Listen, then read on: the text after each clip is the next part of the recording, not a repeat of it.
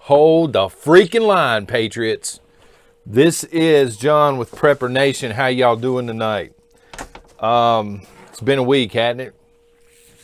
This is the last night of Skynet prison. I'm going to call them Skynet from now on so I don't trip any algorithms, because unfortunately, that's the world that we live in now. Not to get too far into it, but a lot of people just found the backup channel.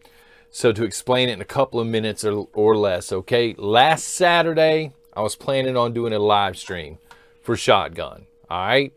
Woke up Saturday morning, found out that I'd been put in Skynet prison by the powers that be. I tried to appeal the decision. That normally takes 2 or 3 days. Within a few hours, they were like, no, you get an entire week off, son.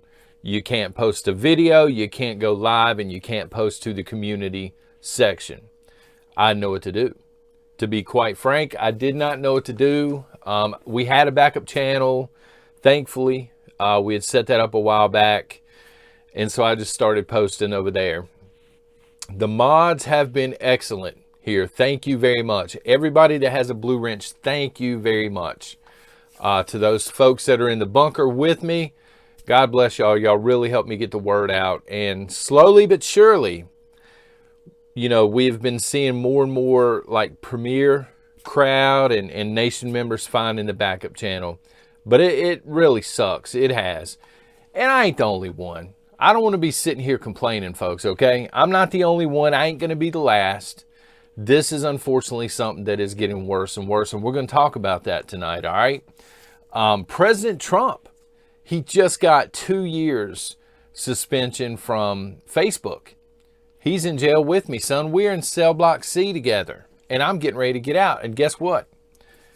President Trump, he gave me a little message. He gave me a little message when I got here, and I'm going to read this message Monday morning on the premiere over at the main channel, Prepper Nation. And y'all, if you're there for the premiere, you better come with extra coffee, because I'm going to keep it at bay tonight, okay? I'm going to try and keep it kid-friendly, but I'm going to be in 1776 mode come Monday when I finally get to address everybody else at the Nation. So just be prepared for that. I've been holding the line as best I can, folks. I can remember, you know, for weeks now saying, hold the line, you know, if it's truth, speak it. And they slapped me for it. They put me over in the corner. They, you know, shut up, you're in timeout. We can't have this.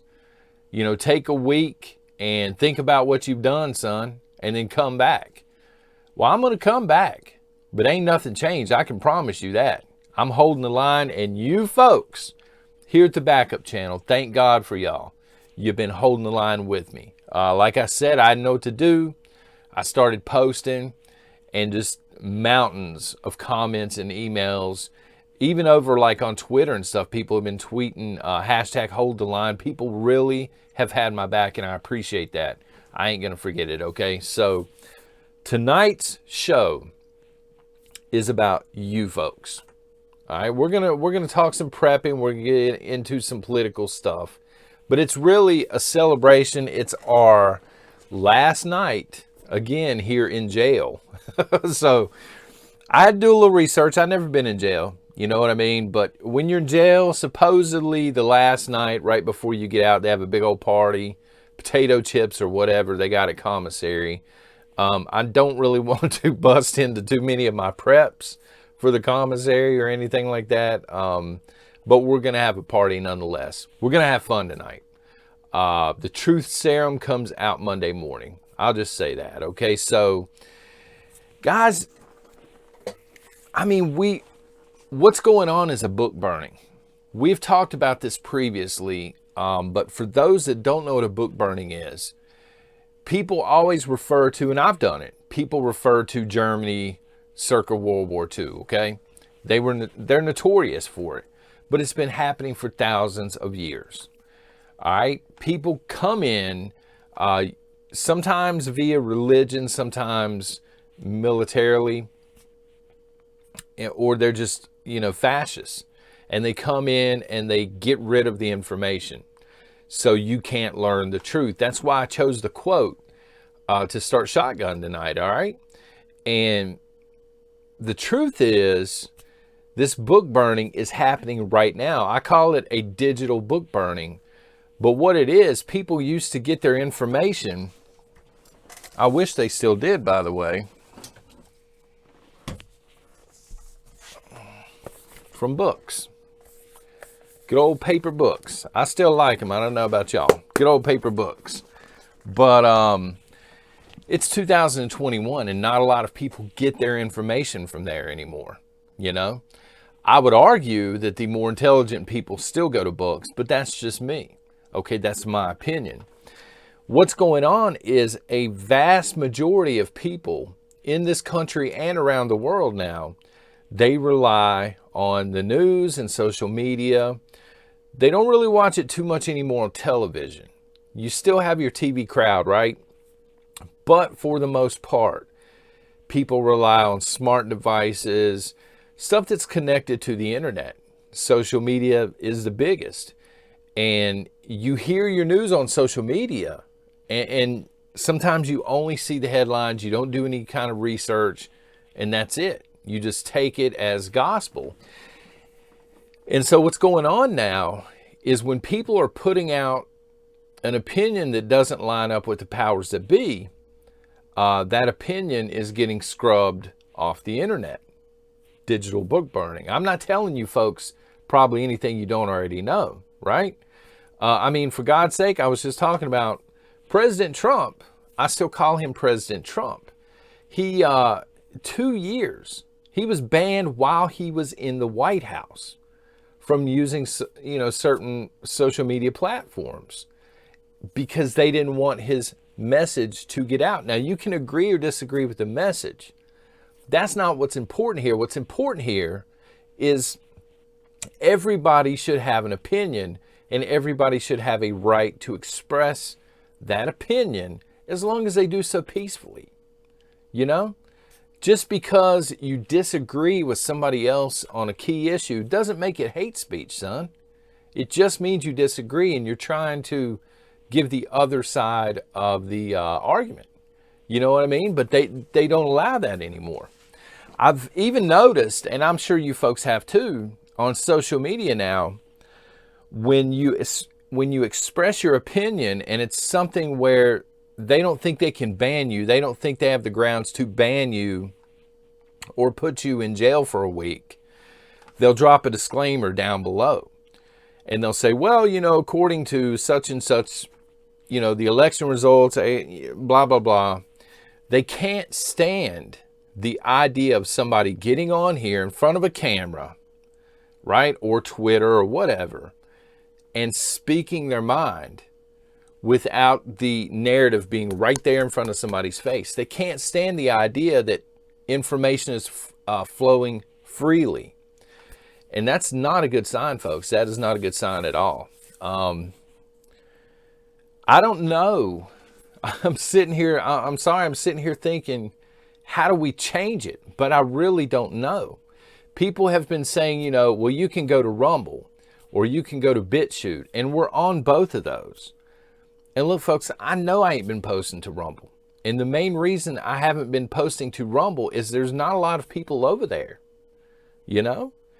We have so few people over there right now that I might as well walk outside and just walk down the street and start knocking on doors, because there are more people in my neighborhood than we have on Rumble. If we had several thousand people over on Rumble, I would post over there. I would be glad to do it. Same with BitChute. It's actually, we have a smaller following. But the thing is, Rumble, like, for example, is a free speech platform. But if it gets too big, these major companies, they squash them. We saw this at the end of last year, the beginning of this year, right? One of them got taken down for a little bit. I think it was Parole, right? These companies are not going to allow free speech to flow. That's what they're scared of. We're always talking about the Second Amendment. They're scared of the Second Amendment. In the physical sense, they are. But in the information world, they're scared of free speech. They're not allowing free speech. It's just my opinion. I don't know how we change it.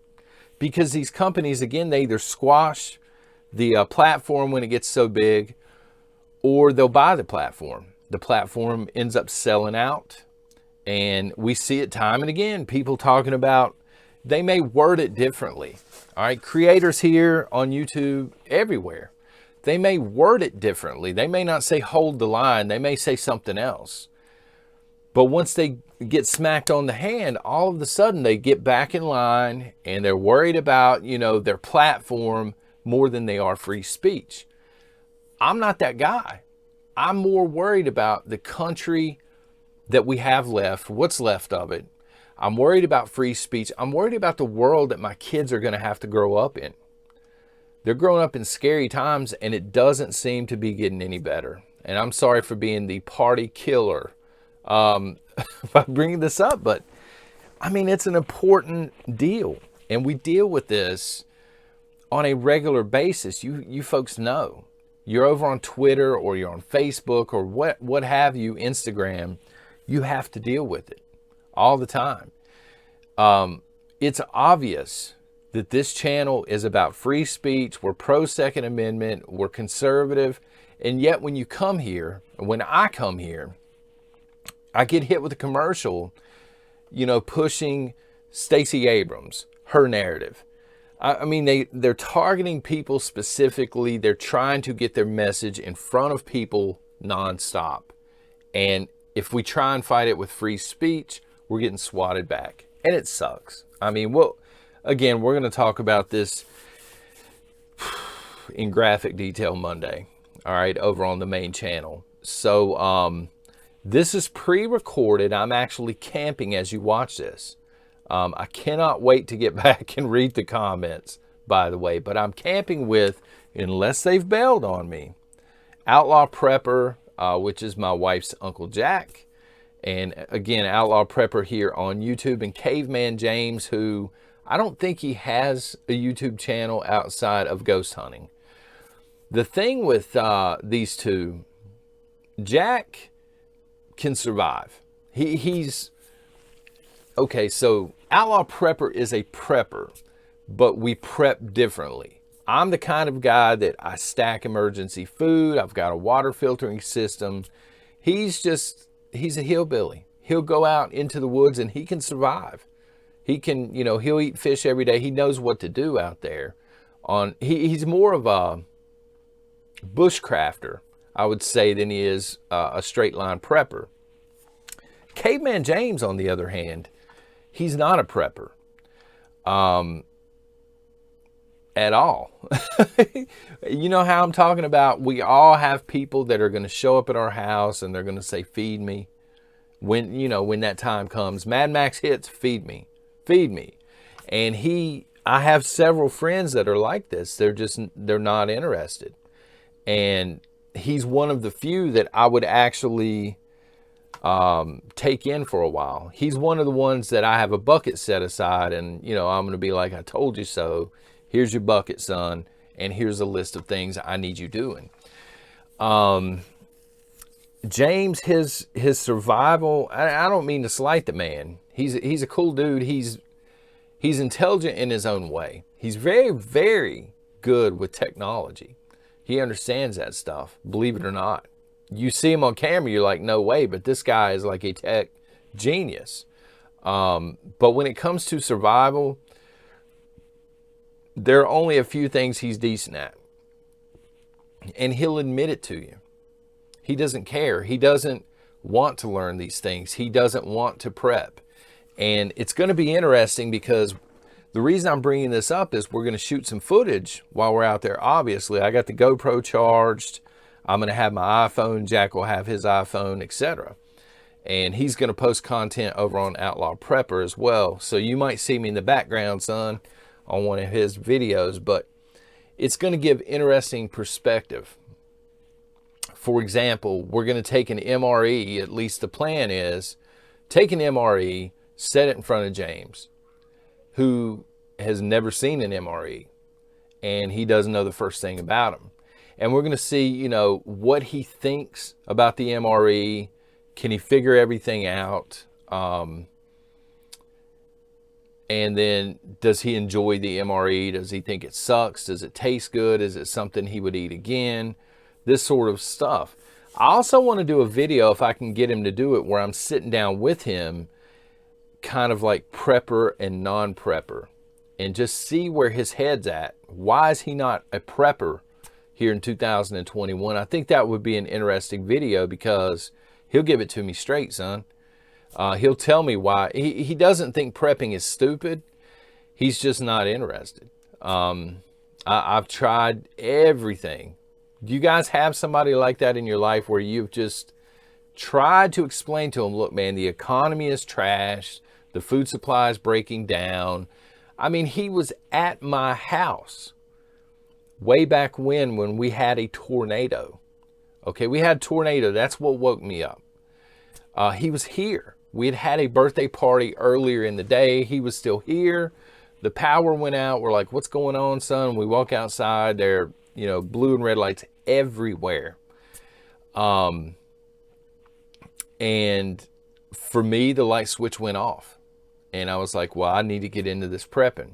I need to figure it out. And so I called up one of my friends that is a prepper, and he kind of got me started. He laughed a little bit. You know, he gave me the whole "I told you so" speech, which I deserved, to be quite frank. But then he helped me out and he got me moving a little bit. James, the light switch never went off. And so I'm curious as to why that is. I don't know. But anyway, there you go. That's what we're going to be doing in the woods for the next day and a half, 2 days. And again, tomorrow morning, I already have a video lined up. And it's obviously pre-recorded. And then Monday, I'll be back on the main channel. So hopefully you folks will join me. You guys have been so great over here that I'm going to start posting, I think, original content over here as well. Maybe not every single day, but I'm going to post some stuff just over here for the crowd over here. It may be more like parody stuff, and there's just so much stupidity in the news, you know. I don't know. We'll see. We're going to do something with it. And I'll touch on this Monday, but I think that we got snitched on by someone who, I don't want to get into too much detail, but I got an email roughly 4 months ago from a doctor. And I can remember saying in a video the doctor was respectful, but they totally disagreed. And they were asking me not to say this, don't say this anymore. And the reason I bring this up is the video that got flagged was from around that time, and it got flagged for me using a phrase that this doctor specifically mentioned a couple of times in the video. So I can't prove it, but I do think that that's what happened. But the joke's on them, because you folks have been so supportive over here on the backup channel. We've had so much traffic this week alone that it is ready to be monetized. So this individual, if that's what happened, they tried to take our platform away so we would not have free speech anymore. And as things would turn out, now we're going to have 2 pretty big platforms. So to that person, thank you very much if you did do that. I appreciate it. So let's talk about, speaking of the ruined economy, let's talk about the jobs report. You guys see the jobs report this week? Biden and the White House administration, they released the jobs report. You know, all administrations do this, both sides of the aisle. Job report comes out, they'll fluff the numbers a little bit. They'll make it look as good as possible. And they couldn't even make this one look good. They're like, we gained this many jobs. Well, that's great, Joe. That's really great. But they go on to mention that there are 8 million job openings here in the United States. 8 million. There are like, I think 7 to 7.5 million. I don't have that number right in front of me, but 7 to 7.5 million people on unemployment, and there are 8 million job openings. So the jobs are there. The people just don't want to work them for a variety of reasons. I mentioned this on Twitter this morning, actually. And somebody said, man, the problem isn't the unemployment checks and all this stuff. The problem is the companies need to pay a lot more money. And I tried to explain to this individual that doesn't work, because I agree everybody should get paid a living wage. I'm not against that. But you can't pay people at McDonald's $25 an hour. There are certain cities now where the fast food employees, they want $25 an hour. And I don't mean to disrespect anybody that works fast food. Please don't think that, okay? I worked it in high school. I get it. It's a tough job, right? But the thing is, if you're paying employees, for example, at a McDonald's, $25 an hour, where's that money coming from? As a corporation, you're then going to have to jack your prices up, right? A lot, I might add. So if you have 8 million jobs, vacancies open, and 8 million jobs at these companies now, they're going to have to jack their prices up across the board. Now everybody's paying more for the same stuff. And so even though you're making $25 an hour, you still only have a certain amount of buying power, because the price of everything else just went up. So this leads you into hyperinflation, and it's not a place you want to go, to be quite honest. And something that I understood early on is, the fast food jobs and stuff, they're not really designed to support a family on. Okay? I mean, it's better than nothing. If somebody's out here working, even part-time like that, it's better than not working at all and just nailing the system, okay? But they're not really designed that way. These things are like jobs, again, that you're supposed to have in high school or college, that kind of trains you and gets you ready for the better paying jobs. And so while I understand that people do need a living wage, at the same time, it's far too easy here in the United States, especially right now, to improve your situation rather than, and hopefully I don't catch too much hate for that, but I would rather see people up trying to improve their own situation than sit around and throw rocks at people and blame everybody else. Because when you blame other people, you're not really helping anything. You understand? But, that's opinion, and we don't all have to agree, right? So there you go. Twitter has been suspended in Nigeria. You folks see that this week? So I think I got this right. The president of Nigeria was suspended by Twitter. Sound familiar?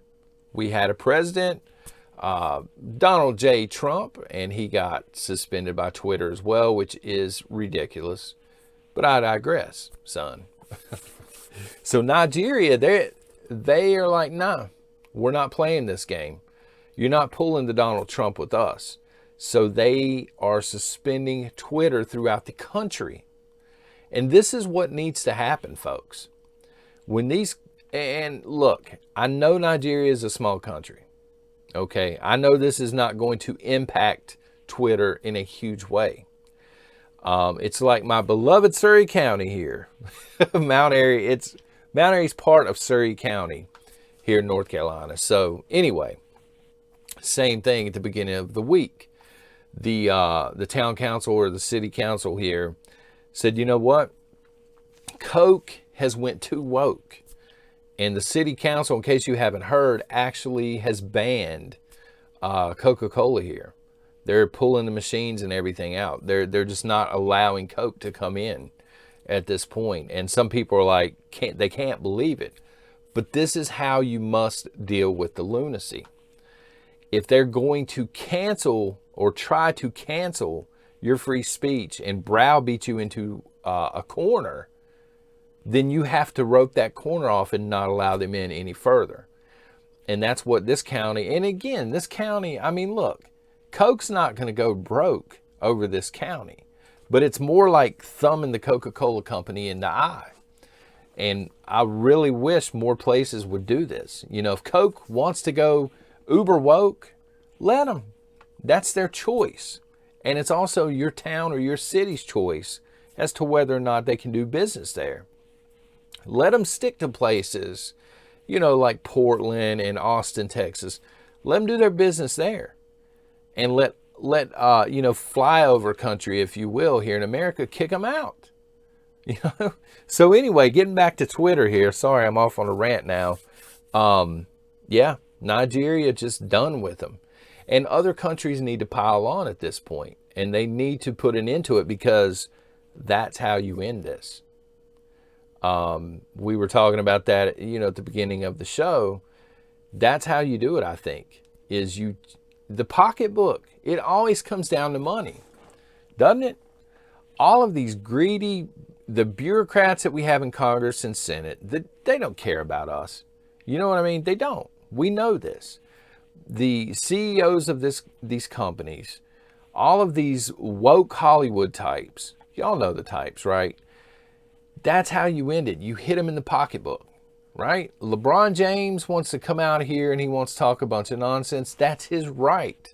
Again, freedom of speech. But I'm not going to support the NBA at that point. If they're going to allow it and they're going to encourage it, I'm just turning the NBA off. I'll watch something else. There's plenty on TV.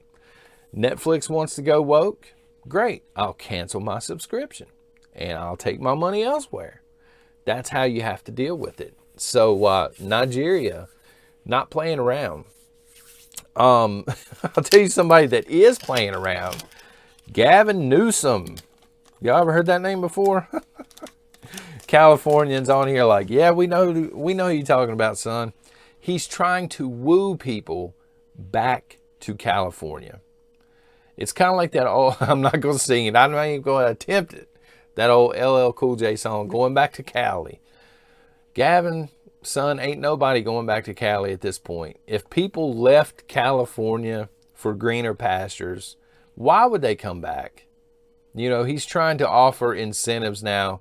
They're doing this lottery or whatever for the thing. And he's standing in front of, it looked like a Wheel of Fortune.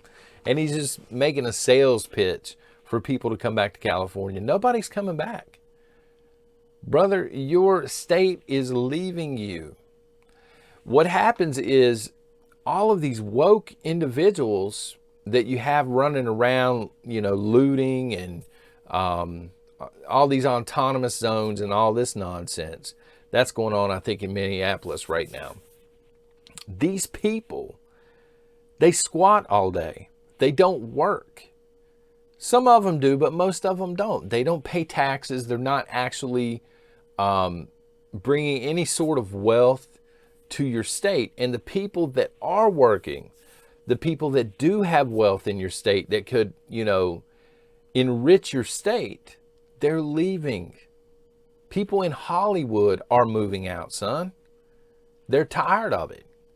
You can only take so much nonsense. When the Hollywood types start to move out, you know it's getting bad. I mean, people are complaining at the beaches and things. You know, you used to have these pristine beaches and now they're lined up. And this is not a shot at the homeless. The homeless can't help the fact they're homeless in many cases. All right? But they don't have anywhere else to go. If you're homeless, are you going to live under a bridge on Skid Row, or are you going to walk over to the beach? I'm going to Venice, son. I'm going to be on the beach where I can at least Wake up and see the ocean. And so people are complaining, and leadership's just not doing anything about it because they're afraid of offending people. Well, you're going to have a bunch of unoffended people who aren't paying taxes, who aren't working, who are squatting, and your state is becoming less and less relevant. I don't know. Let me know in the comments. Would you move to California right now? And I understand, look, California is not all Gavin Newsom. I get it. You know, some of California, Northern California, Napa Valley, all that, it's beautiful. And it's highly conservative.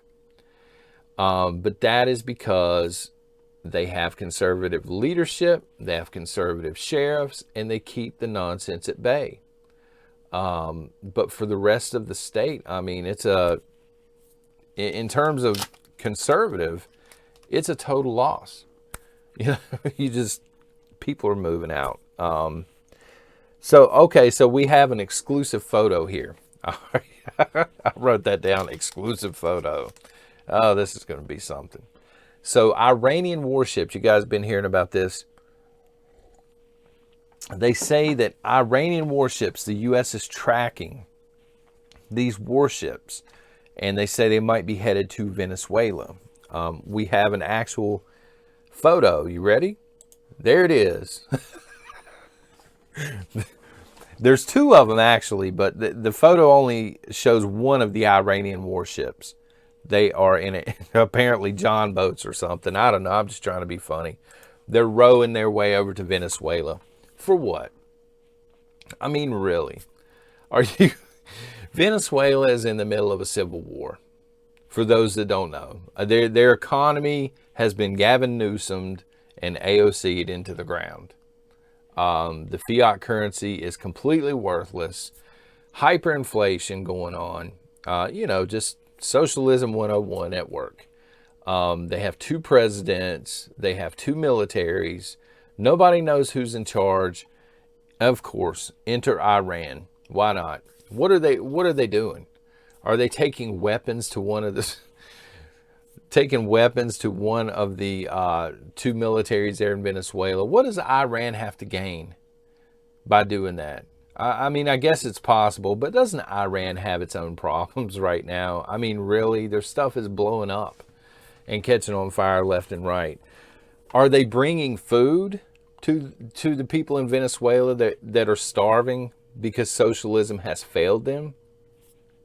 I mean, really, people are trading stacks of fiat currency for a pack of like peanut butter nabs, son, or the Chester Cheetah ones or whatever. They don't have anything to eat. You know, people are over there selling limbs for powdered milk. They have no food. Is Iran sending food? Is that what's going on here? Are they getting ready to install a third president? Maybe in Venezuela? I mean, really, why are we tracking two Iranian ships going to Venezuela? Is this really the biggest? And it's a huge issue. If you go to mainstream media this week, it's like the top story. Like we got all this chaos going on. And then we have two Iranian warships. They make it sound high and mighty. And then when you see these warships, again, they're not much of an upgrade from this. The Iranian warships look like they came from Rule King. I mean, really. I don't understand the fascination. Maybe there's something there that I'm not seeing, but I'm not seeing how Iran can in any way, shape, or form enrich Venezuela. I don't think that they're going to be able to support a war effort in Venezuela one way or the other. I don't know. Anxious to see what you guys think. So, what I'm going to start doing on Saturdays, even when we're live, is I'm going to do a roundup on our social media. Okay, right now the three that we have going on hot and heavy are Facebook, MeWe, and man, help me out, the one that's on the phone. I know that sounds horrible, but I can't even remember the name of it. Telegram, there we go. So I wrote down what's being talked about by nation members on this social media. I don't care for social media. I will tweet once a day or once every few days. I'm on Instagram once every few days.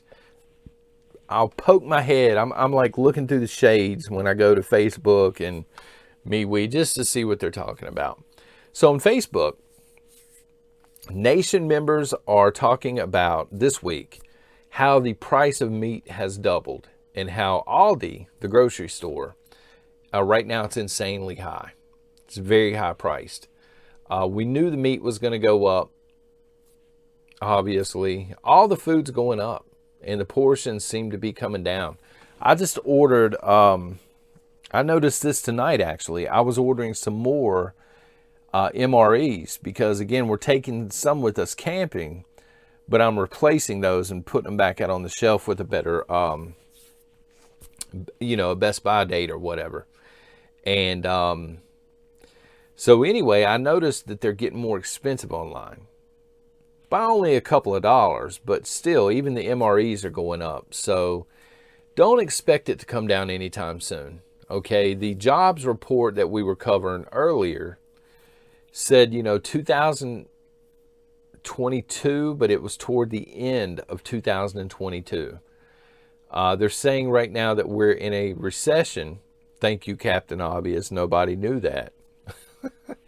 And that it's not going to be over until, again, the end of 2022. I don't think it's going to end at the end of 2022. Again, I think they fluffed the numbers. They say it's getting better. Oh, we just need another year or so. I think it's getting worse because, it's basic mathematics. You have a lot less money coming into the federal government now from taxpayers, and you still have the insane spending going on. What were we talking about? Cocaine lizards last week? Please don't flag me, Google, please, over saying cocaine lizards. But it's the truth. It was one of the stories, right? They're still spending money. Hand over fist, they can't get enough. But they have less coming in now. People just aren't working. They're not interested. Maybe the benefits suck. Maybe they want $25 an hour for fast food. Maybe they just don't feel the need to work anymore. They freelancing, son, and squatting in these autonomous zones. I don't know. Maybe they've resorted to bartering. The point is, food prices are going to continue to go up. This seems to be a common theme here on the channel. It has been for the last year, and sure enough, food prices have risen. They're going to continue to rise. They're not going down anytime soon. So thanks for the intel over there on Facebook on that. But yeah, it's going to be more of the same next 2-3 years at least. So prep accordingly. So on MeWe, the big discussion has been the unrest in Minneapolis. They've been talking about that. Apparently, right around, where the whole George Floyd thing happened, I didn't even know this. That has been an autonomous zone. There have been, a block or two where there has been no traffic allowed in or out because you don't want to disturb the, the whatever it is. I don't know if it has a Chaz Chop name. I'm sorry, I don't know. I don't know if it's like in George Floyd's name. It's right outside the store where this stuff happened, and they've had like a memorial and stuff. And traffic hasn't been allowed to go in and out. So apparently, Minnesota, first of all, Minnesota realized this is killing our business. All of the businesses in this area now, they're not making any money. And so they're not making any money. They can't pay us taxes. And the city needs tax money. Go figure, right? So they decided this week, hey, we're going to go clear everything out. We're going to open the road back up so people can drive on it. What a concept. And they did that, pissed a lot of people off, apparently. And then, of course, police violence. So at night now, it's been getting pretty rowdy. What did I see got broken into? A CVS. They busted a CVS out, and seemed like a clothing store. They had busted the windows out and they were reaching in. They couldn't get all the way in. I seen them. They put a lot of thought into this. Like some people are just reaching in like the coal mining or something, son. And then I seen one guy, he was trying to crawl in and the crowd was holding his feet. And he's coming out with like a scarf or something. I didn't get it personally. You know, whatever. But that has been the conversation on MeWe. That, like the food shortage, is going to continue. It's only taking place in liberal cities. At some point, that light switch has to click on people. It has to flip, doesn't it? For voters in Minneapolis, voters in Seattle, in Portland, in Austin, it was happening in Atlanta, Los Angeles. At some point, there's got to be a light bulb turn on. And you realize, okay, well, the conservative cities in this country aren't having the same issues. It's not random. This is not a coincidence. When you take care of this stuff right out of the gates and you do so with force, okay, I'm not talking about, you know, brutality or anything. I'm talking about using the standing law to prosecute criminals. It doesn't seem to happen. But when you put on those old Mickey Mouse gloves like they're using in Minneapolis, and you go around and you know, with your little feather duster and you smack them on the hand, they don't seem to get it. And they continue to do it over and over. These people are like children. You know, and I understand they're in their 20s and 30s or whatever, but you can watch the live streams on Twitter and other places.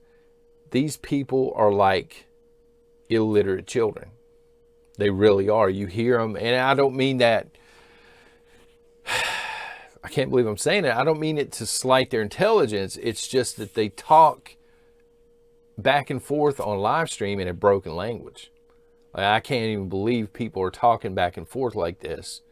You know, like they have their own dialect or whatever. And they're not going to go away until you deal with the problem. Why would they? They have no incentive to go away. So there you have it. And finally, on Telegram, canning recipes. People are talking about canning. Telegram has become the place where people are sharing. It seems to be more of a homesteading and canning social media app right now, which there's nothing wrong with that.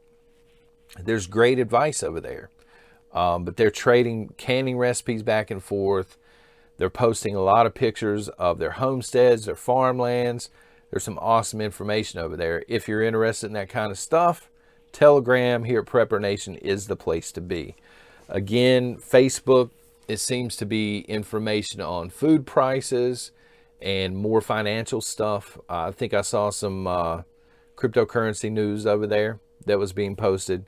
And again, with MeWe, they were talking about the social issues more than anything. So, you know, join us. I should say join us, but I'm not over there a lot. I'm guilty, guys. I'm guilty. I'm not over there as much as I should be. Sometimes I'll peek in on Telegram and I'll say, what's up? And everybody's like, hey, John. And then they are still talking about canning. So I'm way over my head there. You know, folks, I want to end this again by saying thank you for being here. I've seen the names in the morning. Okay. Mojo and Loretta. Hello, by the way. I'm not avoiding y'all. I see you in the chat every morning. And I try to respond to everybody, but I don't want to flood the chat. Okay. So I'll usually say hello all or whatever. And I know I'm rambling, guys, but I appreciate everybody. I see the posts. I see you there. I see Mr. 4 touchdowns and 1 game out Bundy there every couple of days at least. I see Pat Atlantean. He's there like furniture. I see Odin there. Guys, I get it. You are dedicated, and you truly are. I wouldn't be here without you. I especially wouldn't be here on the backup channel posting a shotgun without you. I'm going to tie it up by asking you this, okay? Next Saturday, God willing, and if Skynet will allow it, I'm going to be going live streaming on Saturday. What a concept. What would you folks like to talk about? Leave me a comment below. Let me know what you want to talk about. Do you want to talk about the social issues that we were just covering? Do you want to talk about the food? Do you want to talk about the turmoil in the Middle East? I can't talk about this. Not here, at least. All right. But anything else, and we will talk about it. All right. Until tomorrow morning, folks, this is John with Prepper Nation.